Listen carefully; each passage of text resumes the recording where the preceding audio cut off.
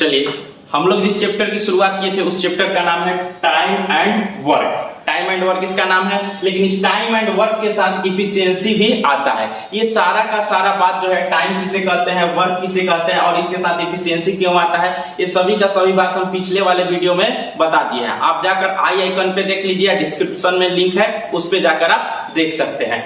हम पिछले वाले वीडियो में आपको ये समझा दी थी कि टाइम किसे कहते हैं, वर्क किसे कहा जाता है और इफिशियंसी किसे कहा जाता है, यानी कि इस चैप्टर के बारे में आपको इंट्रोडक्शन दे दिए हुए हैं। थोड़ा सा आपको अभी बता दे रहे हैं कि टाइम किसे कहा जाता है। जिस समय में हम जिस समय जिसके अनुसार हम लोग चलते हैं उसे हम लोग कहते हैं टाइम।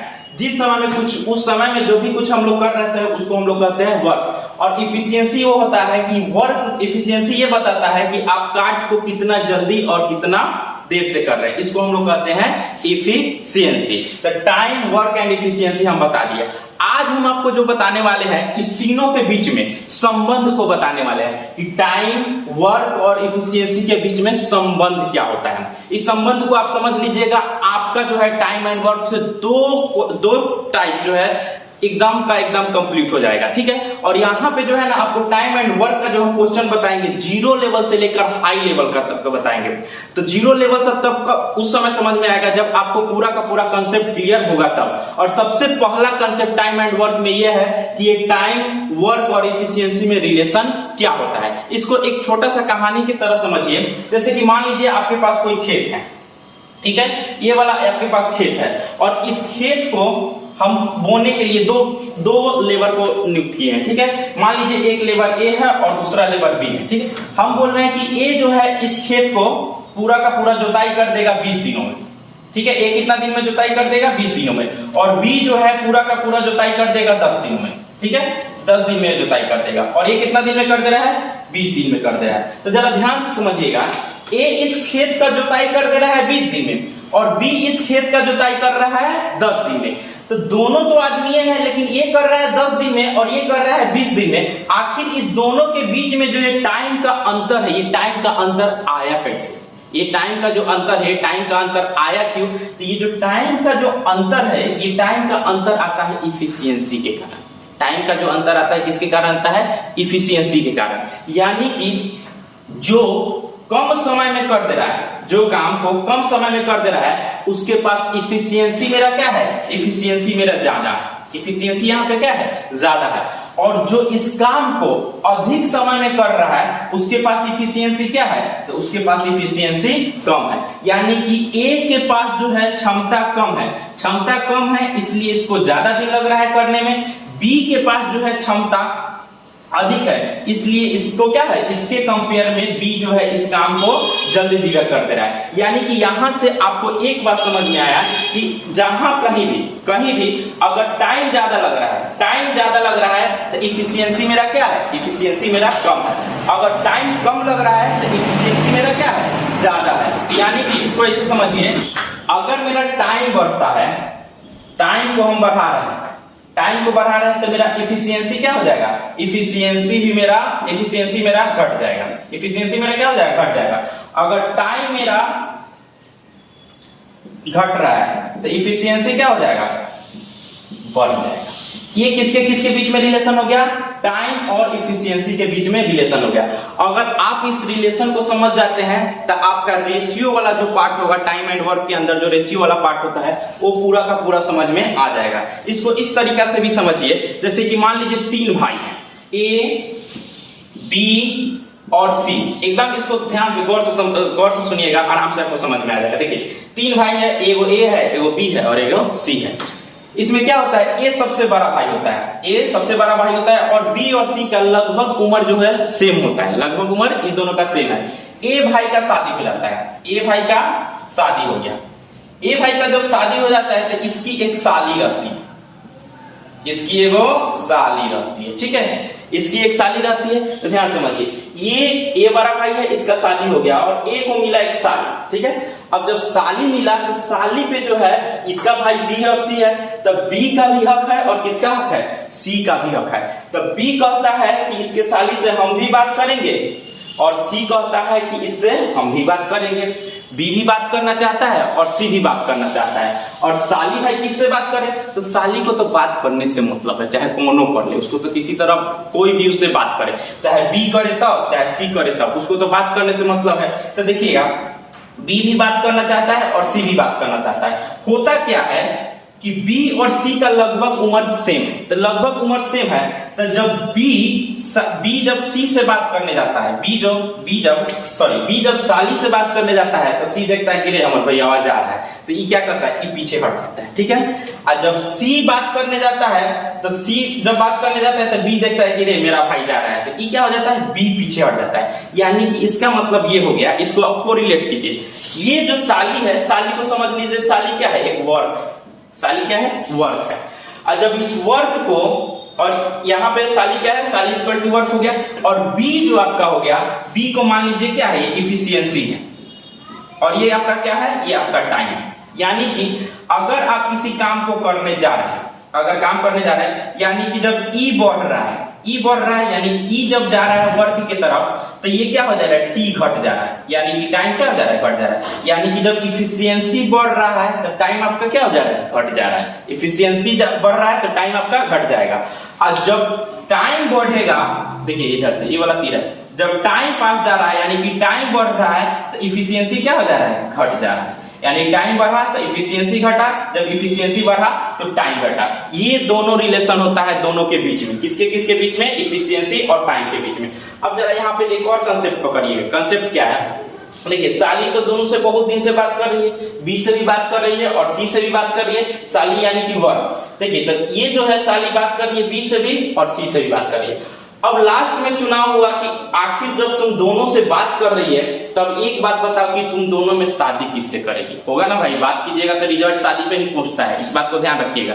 तो यहाँ पे जब बी, ये जो साली बात कर रही है बी से भी और सी से भी, तो शादी किससे करें, तो आप लोग भी इसका आंसर बताइए कि साली को किससे शादी करना चाहिए। तो साली उसी से शादी करेगी जिसका इफिशियंसी, जिसका क्षमता ज्यादा होगा। साली उससे शादी कभी नहीं करेगी जिसको जो टाइम ज्यादा लेता हो, ठीक है। तो जो इफिशियंसी, जिसके पास इफिशियंसी ज्यादा है वो मेरे लिए अच्छा लेबर है, जिसके पास इफिशियंसी कम है वो मेरे लिए क्या है, खराब लेबर है। हम उससे काम नहीं करेंगे, हम उसी से काम कराएंगे जिसके पास इफिशियंसी क्या हो, ज्यादा हो। तो साली भी किससे शादी करेगी, साली भी बी से शादी करेगी, इसलिए क्योंकि इसके पास इफिशियंसी क्या है, इफिशियंसी इसके पास ज्यादा है, यानी कि इफिशियंसी से शादी करेगी। यानी हमको अगर टाइम और इफिशियंसी में चुनना हो तो हम लोग किसको चुनाव करेंगे, हम लोग चुनाव करेंगे इफिशियंसी का। इसलिए इफिशियंसी का चुनाव करेंगे कि एक मजदूर ऐसा है जो खूब ज्यादा देर तक समय लगा रहा है, एक मजदूर ऐसा है जो कम समय में ही काम कर दे रहा है, ठीक है। तो कम समय में काम कर दे रहा है, इफिशियंसी उसके पास क्या है, ज्यादा है। तब कभी भी चुनाव करना होगा आपको, तो टाइम ज्यादा लगने वाला है या इफिशियंसी ज्यादा हो उसको चुनाव कीजिएगा।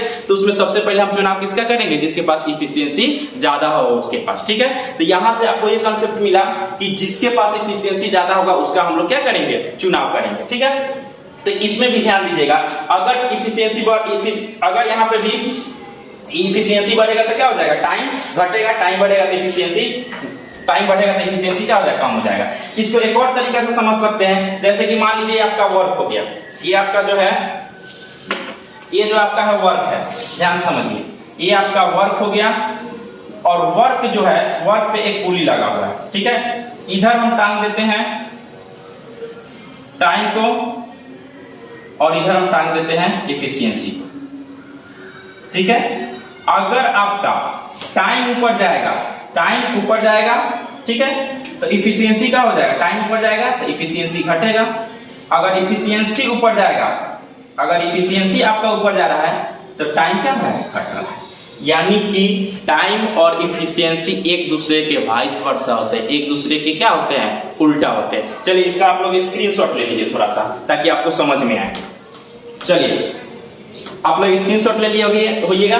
अब समझते हैं हम इसका आखिर में क्वेश्चन में यूज का है। ये जो अभी हम बताएं कि टाइम बढ़ेगा तो इफिशियंसी घटेगा, अगर टाइम घटेगा तो इफिशियंसी क्या होगा, बढ़ेगा। तो इसका क्वेश्चन में यूज का है। देखिए क्वेश्चन में आपका यूज कहां पे होगा, जैसे कि आपको दे देगा ए और बी दो मजदूर है, दे देगा कि ए और बी क्या है, दो मजदूर है, ए और बी दो मजदूर है, और दोनों के बीच का रेशियो दे देगा, दोनों के बीच का रेशियो दे देगा, कहेगा कथी कि ए किसी काम को 4 में करता है और किसी काम को 3 में करता है, ठीक है। यानी कि ए और बी के बीच का टाइम का रेशियो कितना है, तो टाइम का रेशियो 4:3 का है, टाइम का रेशियो कितना का हो गया, 4:3 का।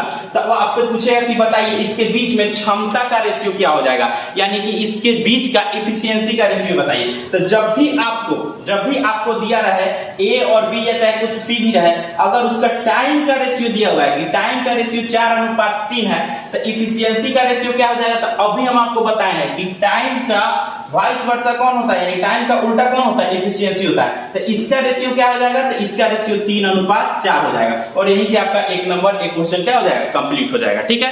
इसका उल्टा भी दे सकता है, अगर ए और बी है और इसका कभी आपको मिल जाएगा इफिशियंसी का रेशियो, मान लीजिए इसका इफिशियंसी का रेशियो 5:7 है, ठीक है। और आपसे पूछ दे कि टाइम का रेशियो बताइए, तो टाइम का रेशियो बताने के लिए आप क्या कीजिएगा, इसका उल्टा कर दीजिएगा, तो 7 क्या हो जाएगा, 5 हो जाएगा। ये ध्यान से समझिएगा, यहां से आपका एक टाइप से दो टाइप आपका क्या हो गया, कंप्लीट हो गया। बस इस कंसेप्ट से कि टाइम का वाइस वर्सा कौन होता है, एफिशिएंसी होता है, टाइम बढ़ेगा एफिशिएंसी घटेगा, ठीक है। तो यहां से आपका एक नंबर कंप्लीट हो गया। जब भी आपको देखना है कि टाइम का रेशियो दिया है, एफिशिएंसी का रेशियो देना है, पलट दीजिएगा, या एफिशिएंसी का रेशियो दिया है, टाइम का रेशियो पूछता है, उसको क्या कीजिएगा, पलट दीजिएगा, ठीक है। तो ये आपका हो गया टाइम और एफिशिएंसी के बीच में संबंध। इसमें कहीं से कोई दिक्कत, चलो इसका स्क्रीनशॉट लीजिए।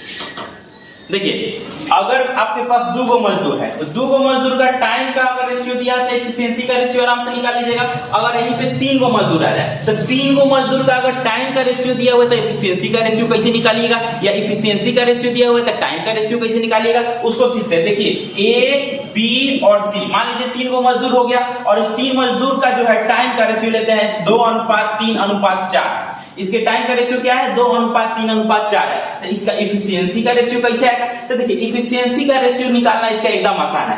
आप जिसका एफिशिएंसी का रेशियो निकालने जाइएगा ना, उसको क्या कीजिएगा, तोप दीजिएगा। उसको क्या करना है, तोप देना है, एकदम बंद कर देना है। इसको तोप दिए, अब दिखाइए आपको कौन दे रहा है, बी और सी दिखाई दे रहा है। तो बी और सी का गुना करके कहां पे, ए के नीचे, जिसको तोपे है उसके नीचे। बी और सी का गुना करके कहां पे, तो जिसको तोपे, मान लीजिए ए का निकालना है तो ए को तोप दिए, और बी और सी का गुना करके ए के नीचे। तो बी और सी का गुना कीजिएगा तो कितना हो जाएगा, 4 12। और फिर हमको बी का निकालना है, तो बी को तोप देंगे, बी को तोप दिए तो कौन कौन बचा, ए और सी, और ए और सी है कितना, 2 और 4। तो 2 और 4 को गुना करके बी के नीचे, तो 4 दूना 8 हो जाएगा। अब बताइए हम सी को तोपेंगे, तो सी को तोप देंगे, तो जब सी को तोप देंगे तो दिखाई कौन दे रहा है, तो दिखाई दे रहा है सर ए और बी दिखाई दे रहा है। तो ए और बी को गुना करके सी के नीचे 3 दूना कितना हो जाएगा, 6 हो जाएगा। अगर ये कटने वाला रहेगा तो काट लीजिएगा, तो कटने वाला है सर, तो कटने वाला है तो कितना हो जाएगा, 2 6 12, 2 चौका 8, 2 3 6। तो ये 3 लोगों के बीच में अगर टाइम और एफिशिएंसी का रेशियो दिया है तो एक दूसरे में हम लोग चेंज करने का आपका यही तरीका है। जिसको नहीं समझ में आ रहा है वीडियो थोड़ा सा एक बार और रिवर्स करके देख लेगा, आराम से पता चल जाएगा कैसे 3 वाला निकालते हैं, कैसे 2 वाला निकालते हैं, ठीक है।